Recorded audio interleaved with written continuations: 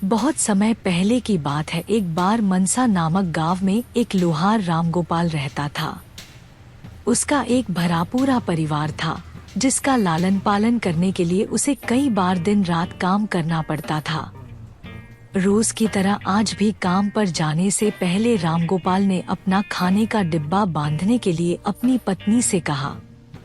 पत्नी जब डिब्बा लेकर आई तो रामगोपाल ने कहा, मुझे आज आने में देर हो जाएगी, शायद मैं रात को ही आऊं।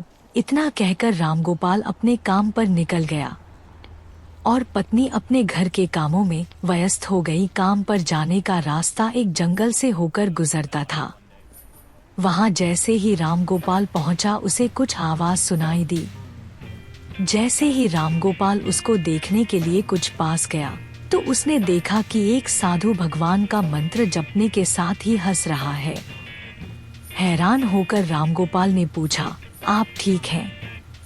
उस साधु को रामगोपाल नहीं जानता था, लेकिन साधु ने एकदम से उसका नाम लेकर कहा, आओ रामगोपाल बेटा, मैं तुम्हारा ही इंतजार कर रहा था।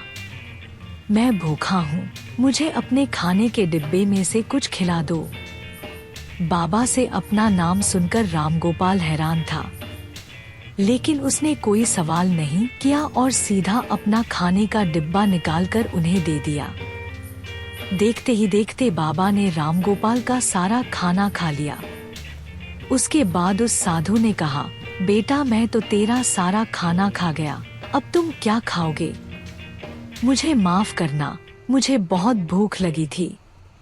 रामगोपाल ने कहा, कोई बात नहीं बाबा, मैं काम के लिए बाजार जा रहा हूँ, तो मैं वहीं से कुछ खा लूंगा। यह सुनकर उस साधु ने रामगोपाल को खूब आशीर्वाद दिया और भेंट के तौर पर एक हथौड़ा दे दिया।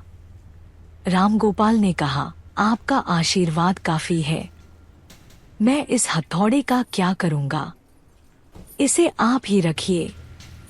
यह भी पढ़े शेर और चूहे की कहानी। शेर और चूहा की कहानी। साधु ने जवाब देते हुए कहा, बेटा यह मामूली हथौड़ा नहीं है, यह जादुई हथौड़ा है जो मेरे गुरु ने मुझे दिया था और अब मैं तुझे दे रहा हूँ, क्योंकि तुम्हारा दिल साफ है। इसका इस्तेमाल अच्छे कामों के लिए ही करना और किसी दूसरे के हाथ में इसे कभी मत देना बेटा। इतना कहकर वह बाबा वहां से अदृश्य हो गए।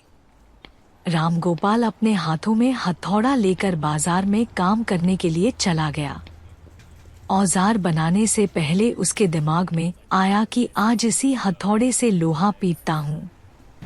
जैसे ही उसने लोहे पर हथौड़े से चोट मारी वो सीधा औजार बन गया। दूसरी चोट में लोहे के बर्तन बन गए। यह देखकर रामगोपाल समझ गया कि यह सही में जादुई हथौड़ा है।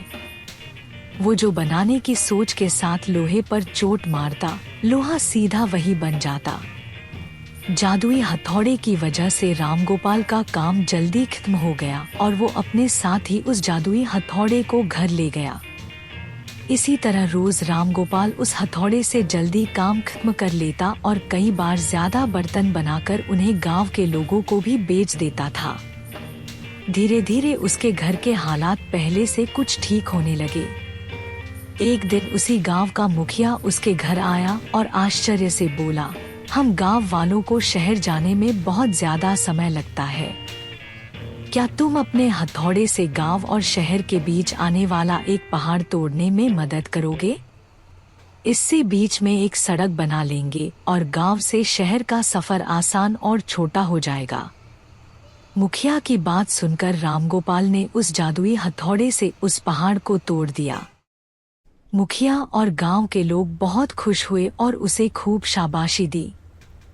पहाड़ तोड़ने के बाद घर लौटते समय लोहार के मन में हुआ कि इस जादुई हथौड़े से मेरा काम जल्दी हो जाता है, लेकिन कुछ ज्यादा फायदा तो हो नहीं रहा है। इसी सोच में डूबे हुए लोहार घर जाने की जगह दुखी होकर जंगल की तरफ चला गया। उस जंगल में वही साधु बाबा लोहार को दोबारा दिखा। लोहार ने उन्हें अपने मन की सारी बातें बता दी। साधु ने कहा, इसका उपयोग सिर्फ औजार और बर्तन बनाने व पहाड़ तोड़ने तक सीमित नहीं है। इससे तुम अपने मन का कुछ भी बनवा सकते हो और किसी भी कठिन चीज को आसानी से तोड़ सकते हो। राम गोपाल ने अच्छे से साधु बाबा से उस जादुई हथौड़े को इस्तेमाल करने का सही तरीका सीखा। उसके बाद राम गोपाल ने बहुत धन कमाया। आज राम गोपाल एक अमीर आदमी बन गया है। अभी भी राम गोपाल को किसी वस्तु की भी जरूरत महसूस होती है तो वह उस जादुई हथौड़े का इस्तेमाल कर लेता है। इस तरह राम गोपाल का पूरा परिवार खुशी खुशी रहने लगा। कृपया चैनल को लाइक और सब्सक्राइब करें।